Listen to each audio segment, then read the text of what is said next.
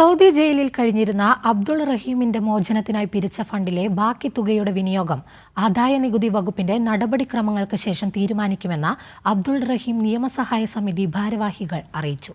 ഇതിനായി 1 വർഷത്തെ കാലതാമസമുണ്ടാകുമെന്നും നടപടിക്രമങ്ങൾ എത്രയും പെട്ടെന്ന് തീർക്കുവാനാണ് തങ്ങളുടെ ശ്രമമെന്നും അബ്ദുൾ റഹീം നിയമസഹായ സമിതി ഭാരവാഹികൾ അറിയിച്ചു.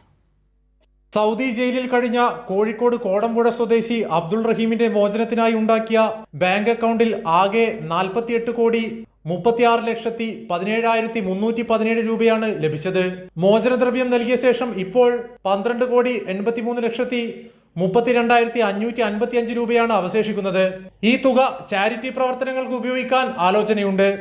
എന്നാൽ ആദായനികുതി വകുപ്പിന്റെ നടപടിക്രമങ്ങൾക്ക് ശേഷം മാത്രമേ ഇത് സാധ്യമാകൂ എന്ന് ഭാരവാഹികൾ അറിയിച്ചു. പേപ്പർ വർക്ക് നടന്നുകൊണ്ടിരിക്കുകയാണ്.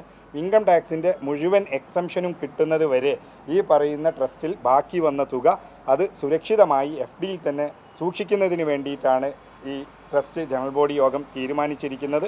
ഈ സാങ്കേതിക തടസ്സം ഉടൻ മറികടക്കാൻ സാധിക്കുമെന്നാണ് സമിതിയുടെ വിശ്വാസം. അതുവരെ ഫണ്ട് സുതാര്യമായി സൂക്ഷിക്കും. പിരിച്ച തുകയെക്കുറിച്ച് ആശങ്ക വേണ്ടെന്നും ഭാരവാഹികൾ അറിയിച്ചു.